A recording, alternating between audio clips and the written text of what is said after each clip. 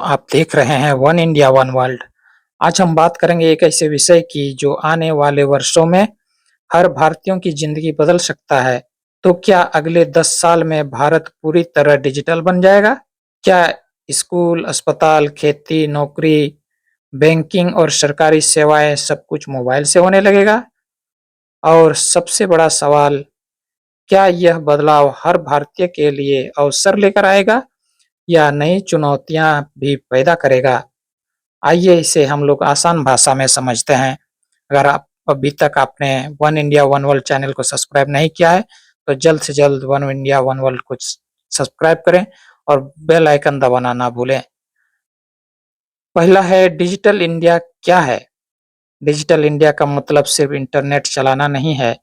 इसका उद्देश्य है कि तकनीक के माध्यम से लोगों का जीवन आसान बन जाए। आज हम देखते हैं कि बिजली का बिल, बैंक का काम, टिकट बुकिंग, ऑनलाइन पढ़ाई, सरकारी योजनाओं की जानकारी सब कुछ मोबाइल से किया जा सकता है। यही डिजिटल इंडिया की शुरुआत है, लेकिन आने वाले 10 साल में यह बदलाव और तेज हो जाएगा। दूसरा भाग है, तो क्या अगले 10 साल में क्या बदलेगा? तो इसमें हम लोग सबसे पहले तो देखें, शिक्षा में क्या बदलाव आ सकता है। बच्चे सिर्फ किताबों से नहीं बल्कि ऑनलाइन प्लेटफॉर्म और एआई की मदद से भी सीखेंगे। हर छात्र अपनी गति से पढ़ सकेगा। गांव के बच्चे भी अच्छी शिक्षा तक पहुंच बना सकेंगे। यदि इंटरनेट और उपकरण उपलब्ध हो, तो हर बच्चा आसानी से और सही तरीके से पढ़ने का मौका मिल सकता है।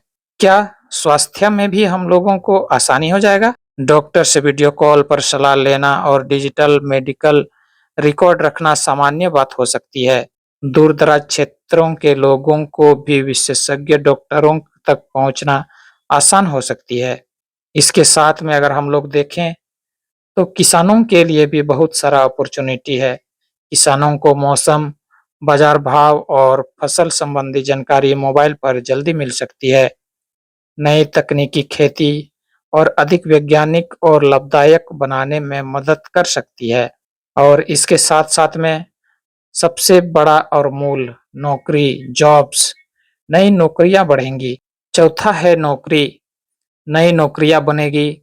एआई, साइबर सुरक्षा, डेटा एनालिसिस, ऐप डेवलपमेंट और डिजिटल मार्केटिंग जैसे क्षेत्रों में अवसर बढ़ सकते हैं। लेकिन जो लोग नई तकनीक नहीं सीखेंगे, उन्हें कठिनाइयों का सामना भी करना पड़ सकता है। इसके साथ-साथ व्यापार में भी बहुत सारे फायदे या प्रॉफिट हैं। छोटे दुकानदार भी पूरे देश में ऑनलाइन सामान बेच सकेंगे। डिजिटल भुगतान और कई ई-कॉमर्स का उपयोग और बढ़ सकता है। सरकारी सेवाएं भी इससे ज़्यादा से ज़्यादा आसान हो जाएगी। जन्म प्रमाण पत्र, पेंशन, राशन, छात्रवृत्ति जैसी कई सेवाएं पहले से अधिक डिजिटल और तेज हो सकती है। इससे समय और कागजी प्रक्रिया कम हो सकती है। तो इसके साथ-साथ में अपॉर्चुनिटी के साथ-साथ में चुनौतियाँ भी आती है। हर बदलाव के साथ कुछ चुनौतियाँ भी आती है, जैसे कि साइबर अपराध इसमें मूल हो सकता है। जैसे-जैसे लोग ऑनलाइन आएँगे, धोखाधड़ी का खतरा भी बढ़ सकता है। इसलिए मजबूत पासवर्ड, 2 स्तरीय सुरक्षा और जागरूकता बहुत ज़रूरी होगी। डिजिटल शिक्षा हमें सीखना इसलिए ज़रूरी है, क्योंकि अभी के समय में हर व्यक्ति तकनीक का उपयोग करना नहीं जानता। साक्षरता बढ़ाना आवश्यक होगा।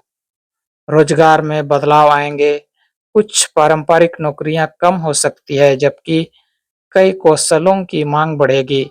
इसलिए लगातार सीखना महत्वपूर्ण रहेगा। और इसमें सबसे आगे हम लोग देखें तो इंटरनेट की पहुंच, देश के हर गांव तक तेज और भरोसेमंद इंटरनेट पहुंचाना भी एक बड़ी चुनौती है।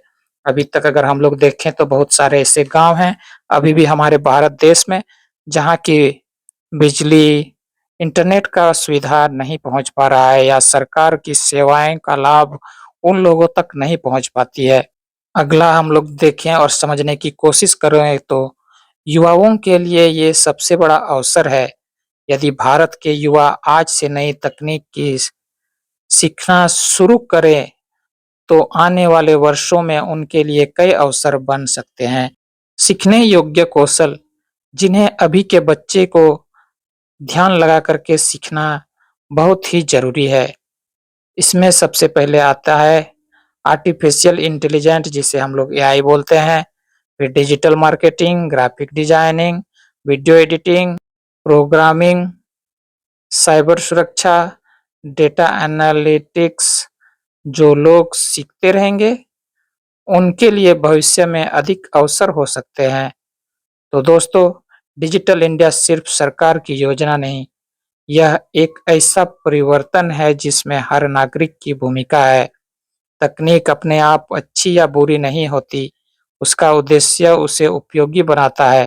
यदि हम तकनीक का सही, सुरक्षित और जिम्मेदारी से उपयोग करें, नई चीजें सीखते रहें और दूसरों को भी डिजिटल रूप से सक्षम बनाएं, तो भारत आने वाले वर्षों में और अधिक सक्षम और आधुनिक देश बन सकता है। अगर आपको यह वीडियो पसंद आया तो वीडियो को लाइक करें, शेयर करें और one India one world channel को सब्सक्राइब करना ना भूलें।